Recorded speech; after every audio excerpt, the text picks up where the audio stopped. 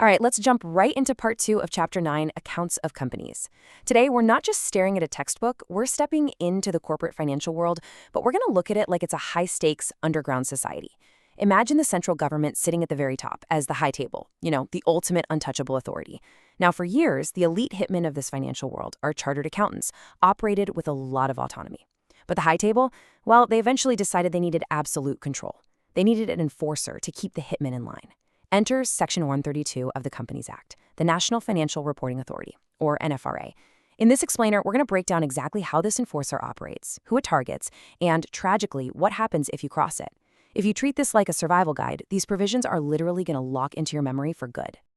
Okay, before NFRA came along, the Institute of Chartered Accountants of India, the ICAI, handled its own discipline. They kept things in-house.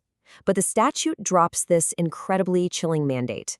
It says, where NFRA has initiated such investigation, no other institute shall initiate or continue any proceedings. Basically, once the enforcer steps onto the scene, everybody else has to immediately drop their weapons and back off. If NFRA starts looking into professional misconduct, no other institute can start or even continue their own proceedings. The enforcer takes total control of the scene. So, you might be wondering, what exactly is the enforcer's mandate? Well, to survive out there, we've got to memorize their rules of engagement. To do that, we're going to rely on a sort of underground dossier mnemonic. Seriously, burn this phrase into your mind. Car race, sponsored by me and IQO. Got it? Car race, me, IQO. This locks down the exact powers NFRA uses to maintain order. First up, car. They have the exact same powers as a civil court.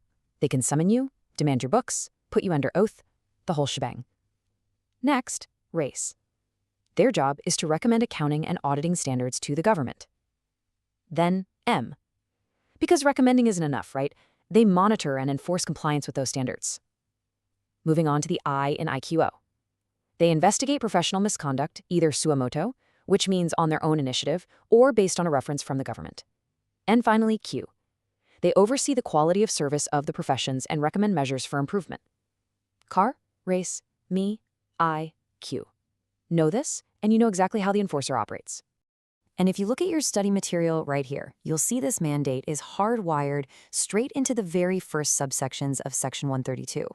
It just goes to show that setting standards and exercising oversight, it's definitely not an afterthought. Protecting the public interest and hunting down violations is their primary directive. They're always watching. Let's move on to the composition of NFRA and what I like to call the blood oaths. Who actually gets to sit at the enforcer's table?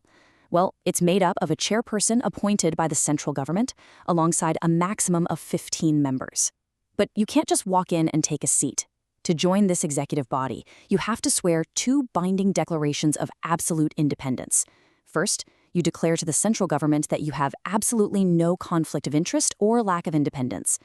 Second, and this is the heavy one, you have to swear not to associate with any audit firm or related consultancy for your entire tenure, and for an agonizing 2 years after you step down. The actual statute leaves zero room for misinterpretation. Notice how it emphasizes these exact conditions. The enforcer's executive body has to remain completely, 100% untainted by the very firms they're policing. The high table demands pure, uncompromised loyalty. Okay. Now we reach the genuinely sad, tragic part of our story. What actually happens when a professional breaks the code? When a hitman goes rogue? Well, in this universe, you get declared excommunicado, and under Section 132, the fallout is devastating. If misconduct is proven, the financial ruin is absolute. You really need to remember the 1-5-10 rule here to recall these massive penalties. For individuals, the penalty starts at a minimum of 1 lakh rupees and can go all the way up to a maximum of 5 times the fees received. For firms, the minimum jumps to 5 lakhs, scaling up to an astonishing 10 times the fees received. 1 lakh to 5 times, 5 lakhs to 10 times. It's explicitly designed to bankrupt anyone who compromises the system. But honestly, the money is just the beginning.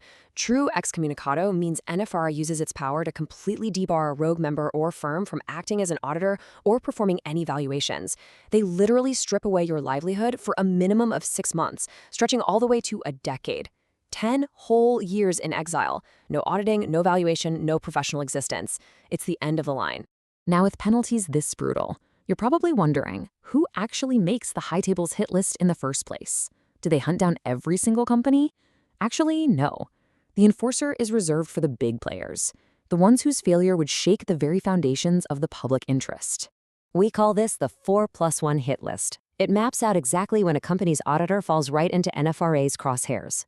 Number 1, all listed companies, whether they're in India or outside. Number 2, unlisted public companies, but only the absolute giants. We're talking paid-up capital of 500 crore or more, or turnover of 1,000 crore or more, or outstanding loans, debentures, and deposits of 500 crore or more, so 500, 1,000, 500. Number 3, special sectors like insurance, banking, and electricity.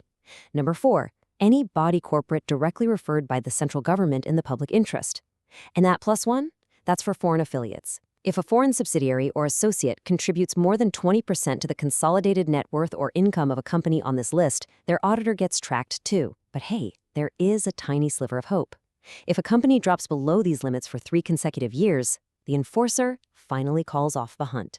As we wrap up this explainer, I want you to ask yourself a serious question.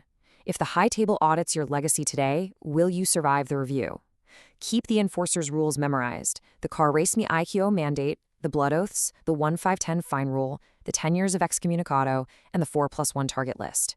When you're sitting in that examination room, recalling Section 132 accurately is your only way out. The enforcer doesn't forgive mistakes, so will your knowledge stand up to the scrutiny?